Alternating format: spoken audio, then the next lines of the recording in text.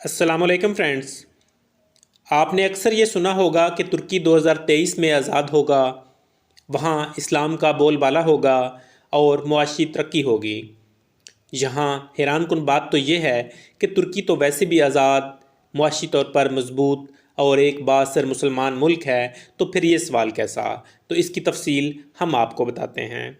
लेकिन वीडियो में मज़ीद आगे चलने से पहले मेरी आप लोगों से रिक्वेस्ट है कि इस वीडियो को लाइक कर लें और मेरे चैनल को सब्सक्राइब कर लें, ताकि इस तरह की मज़ीद हैरानकुन वीडियोज़ आप तक बर वक्त पहुँचती रहें। तो नाजरीन, दुनिया के मुसलमान ममालिक में तुर्की को सबसे अलग और नुमाया मुकाम हासिल है। आपको ये जानकर हैरत होगी कि खिलाफत उस्मानिया के दौर में तुर्कों ने दुनिया के बड़े हिस्से पर हुक्मरानी की और अपने ज़ोर बाजू से लाजवाल फतूहात हासिल की।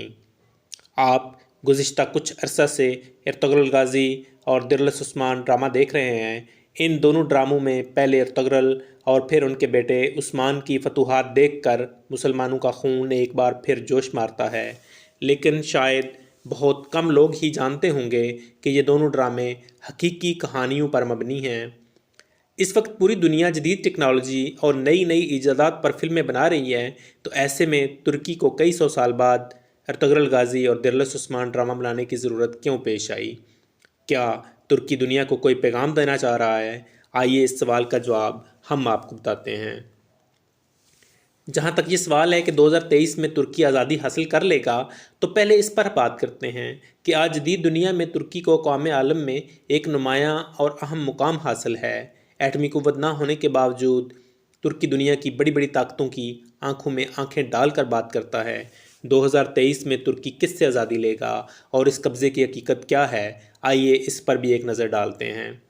सन 1517 से सन 1924 तक खिलाफत उस्मानिया के दौर में तीन बड़े आज़मों यानी जनूब मशरक़ी यूरोप, मगरबी एशिया और शुमाली अफ्रीका पर सल्तनत उस्मानिया का राज था। अर्तुगरुल गाज़ी और उनके बेटे उस्मान ने मुसलमानों को शानदार और नाकाबिल यकीन फतूहात दिलाकर पूरी दुनिया को हिला कर रख दिया था, जिसके बाद 600 साल से ज़ायद अरसे तक तीन बड़े आज़मों पर सल्तनत उस्मानिया की हुक्मरानी रही। अब आप सोच रहे होंगे कि 6 सदियों तक दुनिया पर राज करने वाली कौम खुद महकूम कैसे हो गई? आज का तुर्की कैसे 2023 में तरक्की करेगा? तो ये जानने के लिए हमें 100 साल पीछे जाना होगा, जब 1923 में पहली जंग अज़ीम के बाद एक अमन मुआहदे के नाम पर जंग अज़ीम अव्वल के फ़ातह इत्तेहादियों और तुर्की के दरमियान एक मुआहदा तय पाया। इस मुआहदे के तहत यूनान, बल्गारिया और तुर्की की सरहदें मुतय्यन की गईं। कब्रस, इराक़ और शाम पर तुर्की का दावा ख़त्म करके सरहदों का तयन किया गया और इस मुआहदे के तहत जमहूरियत तुर्की को आलमी सतह पर तस्लीम किया गया। इस मुआहदे की रूह से खिलाफत उस्मानिया ख़त्म कर दी गई और तुर्की ने तीन बड़े आज़मों में मौजूद खिलाफत के असासों और इमलाक से दस्तबरदारी इख्तियार कर ली थी। मुआहदा लौज़ान ख़त्म होने की कोई तयशुदा तारीख सामने नहीं आई, लेकिन बैनुल अक़वामी असूलों के मुताबिक कोई भी मुआहदा 99 साल से ज़्यादा नहीं होता, और लौज़ान में होने वाला मुआहदा भी अगर देखा जाए तो 100 साल पर मुहित था, जो दरअसल तुर्क अवाम और मुसलमानों के ख़िलाफ़ मगरब का एक ऐसा फंदा था जिसने तुर्की को हाथ पांव बांध कर चारों शाने चित कर दिया। इस मुआहदे की रूह से तुर्की को एक सेकुलर स्टेट करार देते हुए दीन इस्लाम और खिलाफत पर पाबंदी लगा दी गई। दोस्तों, ऐसा वक्त भी आया कि तुर्की में इस्लाम का नाम लेना भी मुश्किल हो गया। इस शर्मनाक मुआहदे में तुर्की को मुआशी तौर पर कमज़ोर करने के लिए अपनी ज़मीन से तेल ना निकालने का पाबंद किया गया। मगरब की साजिशें यहीं ख़त्म नहीं हुईं, बल्कि आबनाए बासफोरस को मुफ्त आलमी गुज़रगाह करार दे दिया गया, जिसके टैक्स से तुर्की को बहुत फ़ायदा हो सकता था। आबनाए बासफोरस दुनिया भर में तजारत को कंट्रोल करता है। इस रास्ते से रोज़ाना सैकड़ों बहरी जहाज़ गुजरते हैं, लेकिन लौज़ान मुआहदे में ऐसे बैनुल अक़वामी गुज़रगाह करार दे दिया गया था और तुर्की को बहरी जहाज़ों पर टैक्स लगाने से रोक दिया गया था।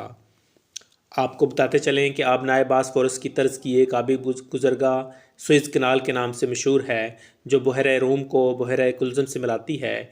इस नहर पर कब्ज़े के लिए अमेरिका, बरतानिया और इसराइल मिस्र से जंग भी कर चुके हैं, और आज ये कैनाल यौमिया 15 मिलियन अमेरिकी डॉलर टैक्स जमा करती है। ترکی نے 100 سال تک اس ظالمانہ معاہدے پر عمل کیا، لیکن 2023 میں معاہدے سے نکلنے کے بعد اپنی سرزمین سے تیل اور دیگر معدنیات نکالنے کے علاوہ اب نئے باسفورس پر ٹیکس لگا کر اپنی معیشت کو مضبوط بنا سکتا ہے۔ ترکی کے صدر طیب اردگان بھی 2023 کو اپنی قوم کے لیے بہت اہم قرار دے چکے ہیں۔ اب دیکھنا یہ ہے کہ 600 سال تک دنیا پر حکمرانی کرنے والا ترکی آنے والے سال میں اپنا کھویا ہوا مقام حاصل کرنے میں کیسے کامیاب ہو پائے گا۔